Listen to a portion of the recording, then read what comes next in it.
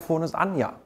Ja, Test, Test, genau. Ja, Test, Test. Und hier ein weiteres Video mit Nils Hogendorn. Nils? Ja, Ja. aber hier steht ja noch das falsche Rad. Du musst mir eben das richtige Rad Wie, herschieben. das heißt das falsche Rad? Wir wollten noch Lasten. Nee, war Ja, schieb mir das noch eben her. Das, was da steht. das weiße Rad, hast du Ja. gesagt? Ja. Boah, Alter, haben sie gesagt, ey, ich soll hier nur zum Filmen hinkommen. Ich muss auch noch Fahrräder schieben. Bitte schön, das weiße Rad. Okay. Cool. Das ist zwar schön, Ja. ist auch ein weißes Rad. Die sind momentan extrem angesagt, aber das ist auch das Falsche. Du hast gesagt, das weiße Rad. Ja, das andere mal. Weiße. Das andere weiße. Oh, was haben wir denn jetzt hier? Ja, ein weißes Rad habe ich noch. Oh. Ein Bitteschön. weißes hast du. Mehr habe ich nicht. Sehr schön. Ich weiß, wo der herkommt. Ich auch. Muss ja aufpassen, ne? Genau.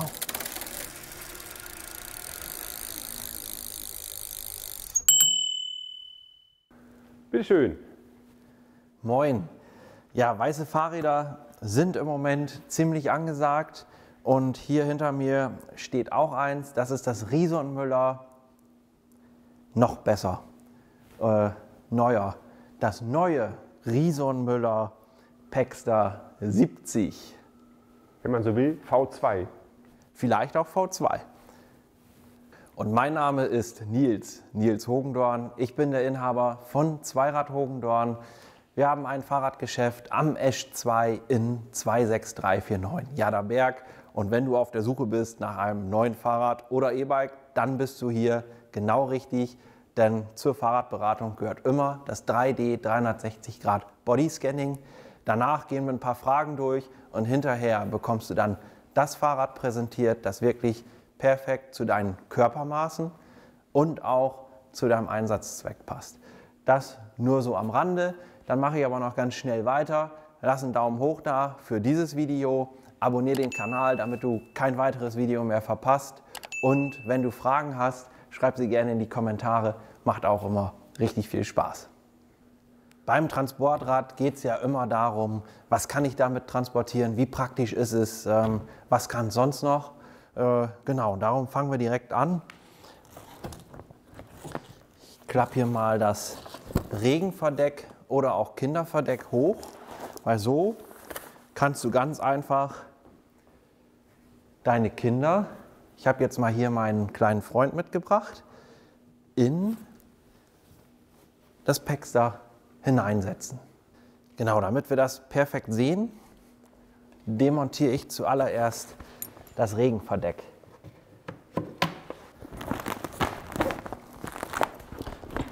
Und auch das, muss ich sagen, geht wirklich sehr, sehr einfach. Und falls du schon das ein oder andere Video von uns gesehen hast, wir stellen immer die Fahrräder so vor, wie wir sie hier haben. Ich habe das hier jetzt mit den 2 Kindersitzen. Ja. Und es gibt natürlich noch viele weitere Ausstattungsmöglichkeiten. Kommen wir vielleicht auch noch mal später dazu. Aber was wir hier zeigen, ist das, was auch wirklich verbaut ist. So, ich habe hier meinen Teddy. Und Ja, dazu muss man sagen, das muss ja auch ganz wichtig ist, dass du ja nie ohne dein Teddy Lastenrad fährst. genau, ohne Jetzt mal Teddy dabei. niemals Lastenrad. So. Als allererstes schauen wir uns einmal die Gurte an. Und hier sehen wir das schon. Die sind sehr, sehr hochwertig und ich hätte jetzt fast gesagt, das sieht aus wie so ein 3-Punkt-Gurt aus dem Sportwagen. Ich glaube, von der Funktion ist es auch sehr ähnlich. Das ist gerade eben schon einmal ausprobiert. Wir machen es mal einmal so. Klack, klack. Und hier wird unser Fahrgast dann stramm gezogen. Der Teddy, wollen wir ihn mal kurz anschneiden? Wollen wir den mal anschneiden? Ja, komm, wir schneiden ihn mal an. den Genau. Teddy. Genial ist, nimm den noch einmal kurz zurück, Jo. sodass man es sehen kann. Ein Knopfdruck und ich kann den Gurt öffnen. Also nicht irgendwie mit 2 Fingern hier im Lastenrad rumfummeln und so weiter. Also Handhabung ist ja auch immer ein ganz wichtiger Punkt. Muss einfach sein und schnell gehen. Gerade wenn es morgens mit den Kindern zum Kindergarten oder wer weiß was, da ist das manchmal ja mit der Zeit, zumindest bei mir, manchmal auch ein bisschen stressig. Ja. So, und dann, wenn das dann einfach geht, ist das umso schöner. Zack, zack. Also hier auch mit einem schönen Schulterpolster finde ich auch richtig gut. Super. Und dann einfach stramm ziehen. Richtig fest angeschnallt, unser Teddy. So, Teddy. Und drückt das irgendwo? Nee, ne? Sitzt du gut? Perfekt. Du siehst schon, unser Teddy, der sitzt richtig schön bequem. Aber wenn du schon mal Lastenrad gefahren bist oder man kennt es vielleicht auch vom Kindersitz im Auto oder wie auch immer, manchmal ist die Rückenlehne ja recht gerade. Und wenn die Kleinen dann einschlafen, dann klappt der Kopf immer so schön nach vorne. Den Kindern, denen macht das in Wirklichkeit nichts aus. Zumindest sagen die nichts, aber so richtig gut stelle ich mir das auch nicht vor. Und was hier wirklich schön ist an diesem Lastenrad am Pexter 70, das ist die Sitzverstellung. Du kannst die Rückenlehne tatsächlich einstellen. Und das zeige ich dir jetzt einmal kurz, weil hier unter dem Sitz ist so eine Art, ja eigentlich wie man es damals vom Auto kennt, wenn man noch keine elektrische Sitzverstellung hat, so ein Hebel. Ziehst du einfach vor und dann rastet der Sitz so ein. So ist es schon etwas komfortabler für unseren Teddy. Nochmal. Noch komfortabler und genau, das war es dann auch. Aber da sieht man schon, der sitzt hier wirklich richtig gemütlich und genauso wäre es dann auch mit deinen Kindern. Oder mit deinem Teddy. Ja.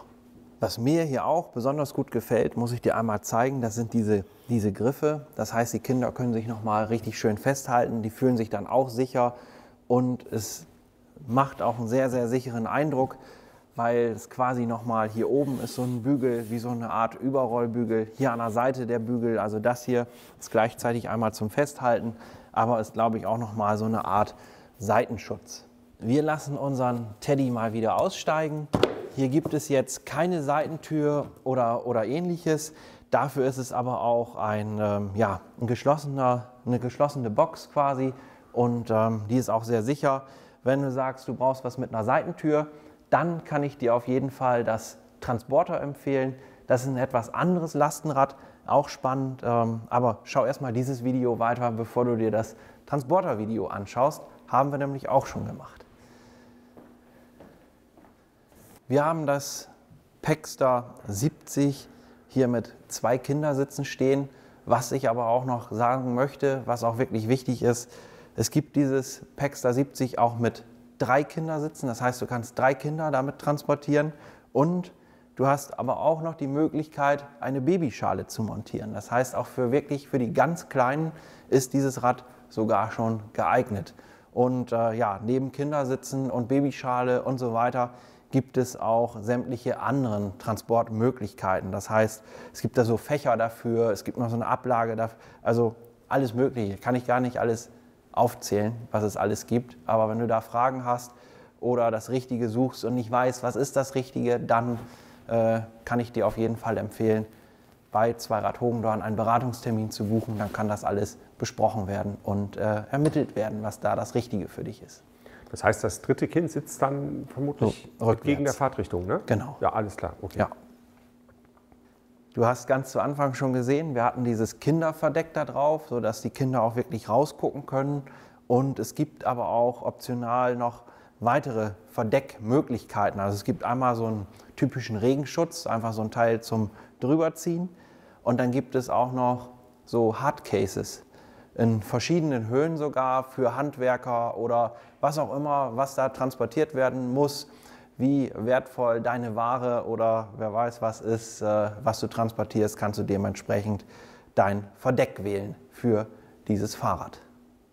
Dann siehst du hier auf der Rückseite von der Transportbox noch einmal so ein Handschuhfach. Also es ist wirklich recht groß, da passt eine gesamte Hand rein, so. Man sieht das ja, ne? Und ich habe große Hände. Ja. Aber während der Fahrt die Hände da reinstecken? Ja, das macht keinen Sinn. Ne? Also für Handschuhe ideal. Ja. Na? Ein Handschuh rechts, einer links? Ja, kann man machen. Ich kann das auch. Kann man das Fach abschließen? Ja, kann man tatsächlich abschließen. Also in meinem Fall jetzt natürlich nicht. Ich habe hier die Sparversion ohne Schloss.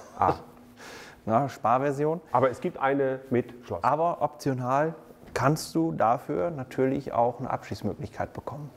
Genau, neben dieser riesigen Transportbox vorne, und wenn dir das nicht reicht, kannst du natürlich optional das Rad auch nochmal mit einem zusätzlichen Gepäckträger nicht austauschen, sondern ausstatten. Und wenn du schon das ein oder andere Video von Riese und Müller gesehen hast, dann fällt dir hier auch was auf, denn hier ist eine dritte Strebe, sogenannte dritte Strebe im Gepäckträger verbaut. Das heißt, du kannst hier oben eine Tasche drauf bauen und hier unten kannst du die dritte Strebe nutzen und eine Seitentasche dranhängen. Des Weiteren ist an dem Gepäckträger auch das sogenannte Bäckerschloss montiert. Vom Gepäckträger gehen wir einmal rüber zum Cockpit, weil was erweitert den Piloten auf diesem Fahrrad? Ganz interessant und super gut finde ich diese Art von Speedlifter oder auch verstellbarer Vorbau genannt.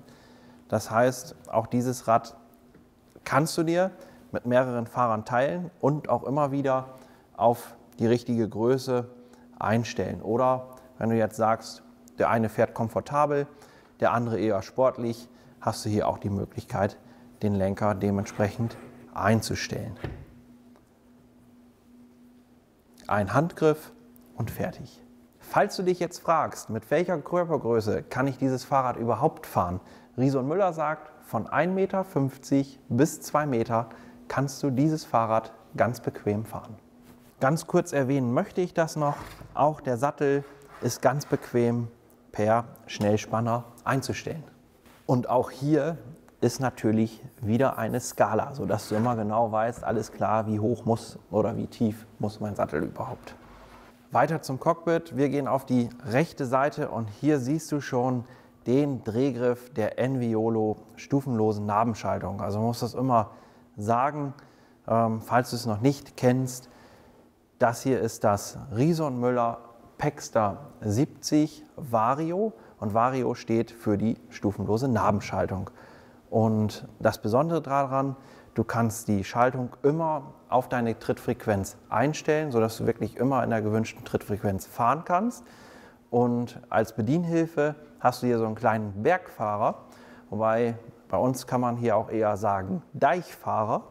Und wenn du den Deich hochfahren willst, dann lässt du den Deich so aussehen. Und wenn du den Deich runterfährst, dann sieht es so aus. Also Deich rauf, Deich runter. Eine Klingel haben wir hier natürlich auch, darum geht es gar nicht. Wir gehen hier auf die linke Seite und hier siehst du das Purion-Display aus dem Hause Bosch. Ganz einfache Funktion, ist fest montiert, wasserdicht und so weiter. Geschwindigkeitsanzeige kannst du ablesen, in welchem Fahrmodi du unterwegs bist, kannst du hier auch sehen. Dann siehst du hier immer den Ladezustand vom Akku. Und wenn wir uns mal durchs Menü drücken, siehst du die Tageskilometer, Gesamtkilometer, Restreichweite und wieder zum Fahrmodi. Dann hast du hier noch einmal so ein Kontrolllicht, ob dein Scheinwerfer bzw. deine Beleuchtung eingeschaltet ist. Und dann kannst du hierüber auch ganz einfach die Schiebehilfe montieren. Ganz wichtig an dieser Stelle, das ist eine Schiebehilfe, keine Anfahrhilfe und die aktivierst du ganz einfach, indem du hier einmal kurz drückst, dann steht da Plus, also Walk Plus, den Plus-Knopf gedrückt halten und schon fängt es an, sich das Hinterrad zu drehen.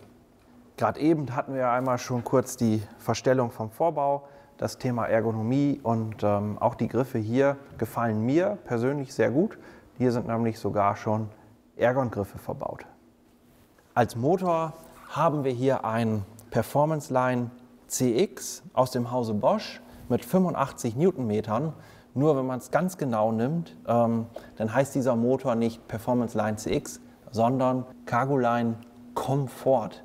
Also muss man mal überlegen, Cargoline Comfort, warum? Comfort. Eigentlich ganz sinnig und logisch extra konzipiert für sogenannte Cargo-Bikes oder Transport-Bikes oder Lastenräder, wie auch immer, hat ein etwas anderes Ansprechverhalten. Das ist der Hintergrund davon, so dass du wirklich mit diesem Rad relativ schnell auf Geschwindigkeit bist und du ein sicheres Gefühl hast beim Beschleunigen und Losfahren. Also Cargoline Comfort klingt für mich so ein bisschen als ehemaliger Rheinländer wie Caroline, komm bei mich. Ja, und ich gehe ganz stark davon aus, dass du schon mehrere Videos von uns gesehen hast und dann weißt du ja auch, dass von Dieter immer mal ja, nicht ganz so ernster Spruch kommt. Ne? Was soll das heißen? Ja, weiß ich nicht. Ich bin ja für die ernste Seite, Dieter für die spaßige Seite. Ne? So ist das ja gedacht. Und hier sagte Dieter vorhin, oh, das ist praktisch.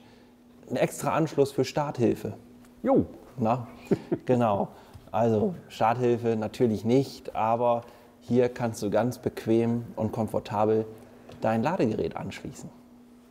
Das zweite Auto, was ich hatte, das war ein R4 und da war eine Kurbel vorne dran. Da konntest du vorne am Motor, konntest du dann tatsächlich hier, wenn die leer gewesen ist, konntest Den du Motor ankurbeln. Konntest du ankurbeln. Jetzt ohne Witz. Ja, eine Kurbel. Ja, ich glaub dir das. Ja, ne? Also ich bin schon 100 Jahre alt, deswegen.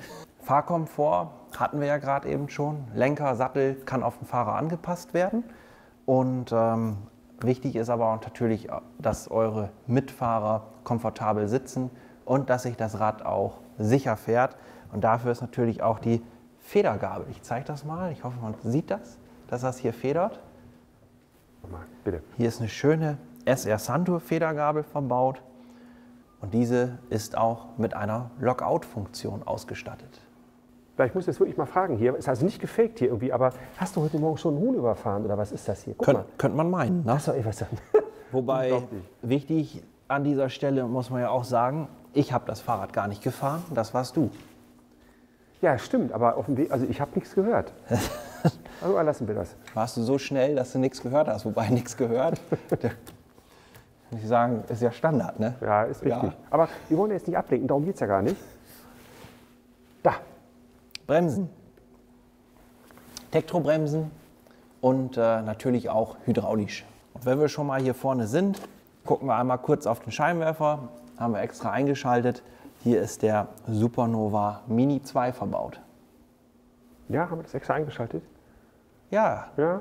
Ah, gut. nur für die Kamera. Soll ich mal ausschalten? Mach mal ausschalten, ne? Dann kann man das sehen. Tatsächlich. Kannst ruhig schon reden. Dieter muss mich erst ins Licht stellen, weil es geht um das Thema Beleuchtung. Das ist ein ganz ernstes Thema. Gerade im Hause Riese und Müller werden die Fahrräder immer mit einem Dauerlicht ausgeliefert. Und oft kommt da auch die Frage, Mensch, könnt ihr mir das anders einstellen? Ich will das Licht an- und ausschaltbar haben. Das ist ja auch in Ordnung.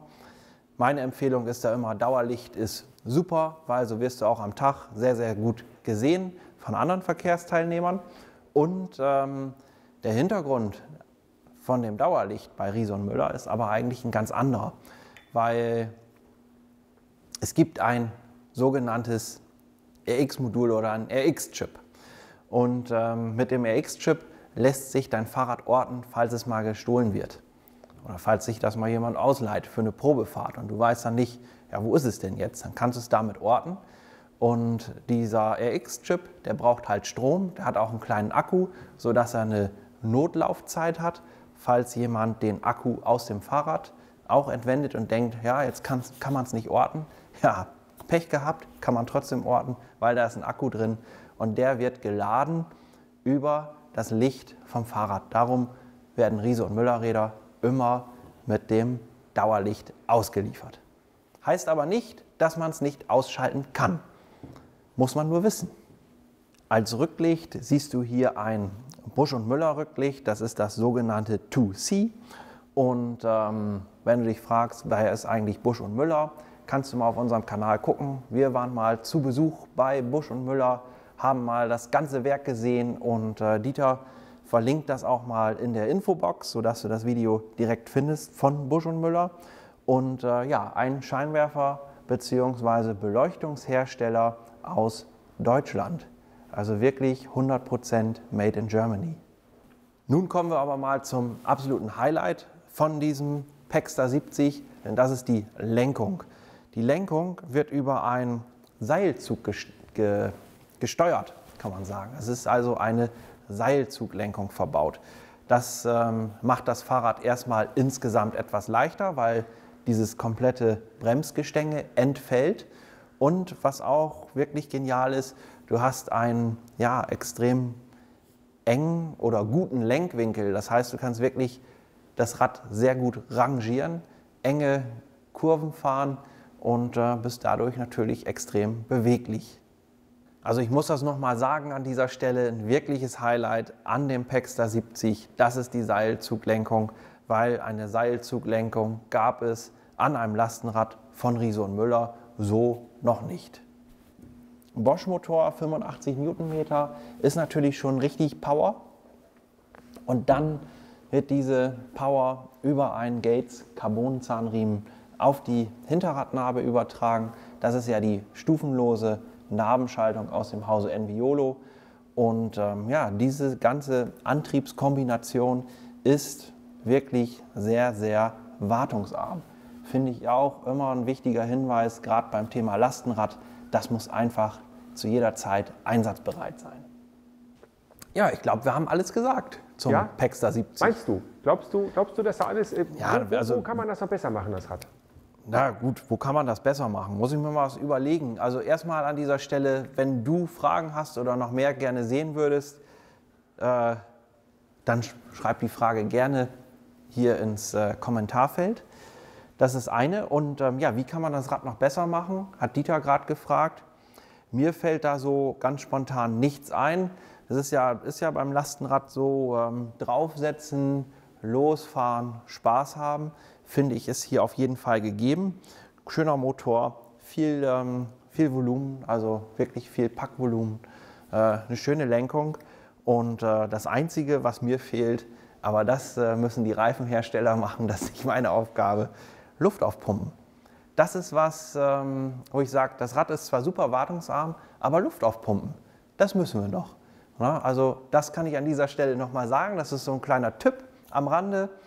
Einmal im Monat Luft aufpumpen oder Luft prüfen, also nicht aufpumpen, sondern prüfen, dann bist du auf jeden Fall immer mit dem richtigen Luftdruck unterwegs. Ja, wenn du mal guckst auf deinem Reifen, da steht immer so eine Von-Bis-Angabe, also so Minimum, Maximum. Und da musst du mal gucken, dass du deinen Luftdruck wirklich irgendwo in dem Bereich eingestellt hast, weil dann fährt so ein Rad auch wirklich leicht und gut und dann macht das auch Spaß.